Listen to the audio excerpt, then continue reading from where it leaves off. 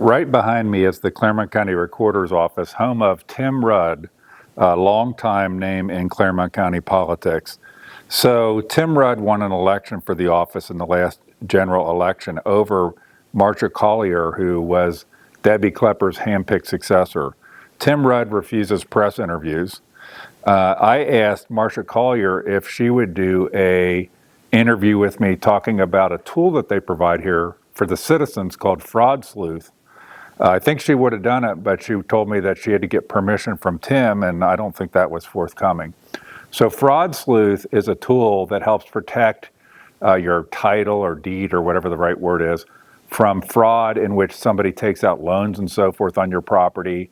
You might have heard some of these horror stories where people have found out that somebody basically commandeered their house through transactions per se involving loans or transactions at recorders' offices. Fraud Sleuth is a tool that the recorder's office under Debbie Klepper put in place that allows you to basically register that if any activity is done against your property, that you'll get some sort of notice. I did it a while ago. Actually, when I did it, I had a problem getting it set up, and Marcia Collier actually helped me to get it set up correctly on our property. Now, you would think that Tim Rudd would give a rat's ass about the citizenry knowing about these tools, but he doesn't.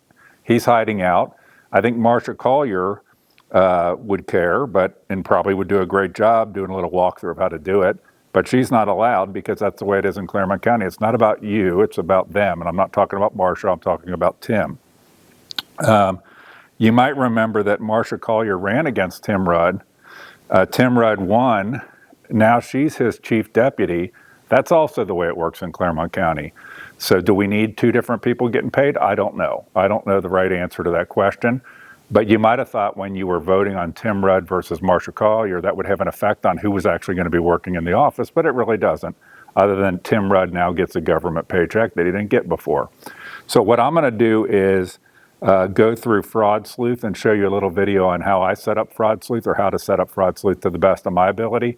It's super unfortunate that Marcia was not permitted to do that. It's super unfortunate that Tim Rudd basically gives a giant you know what to the citizens of Clermont County by both refusing an interview and refusing even letting his chief deputy to do an interview about how Fraud Sleuth works. It's disgusting. It's got to change.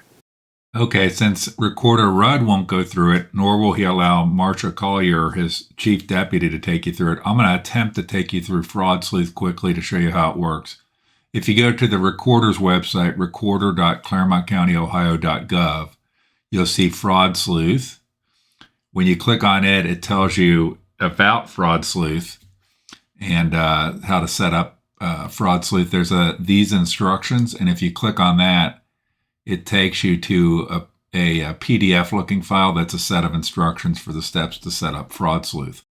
So when you're on this page, if you click here, it takes you to where you set up or put in an account. I have already set up an account, so I'm going to log in. I'm going to cut that out as I do it, and then we'll be into my account next. Okay, so now I'm logged in. I'm going to accept the terms.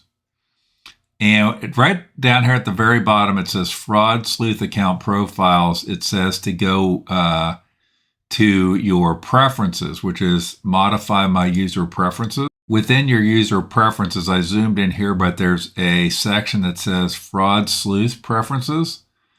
And then I'm going to click View Modify Fraud Sleuth Profiles. When you go in, if you have not set up any profiles, what you're going to be doing is setting up these little profiles, which is basically terms that if there were some filing made using your name, variations of your name, and so forth, that you would get a notification. So that's basically what you're doing. So on our account, we have quite a few of these set up. I don't know if you really need to have those all set up, but every variation of name we have set up in Fraud Sleuth. And then in theory, we would get a notification from the recorder's office if somebody took an action involving one of those names or one of those flagged terms.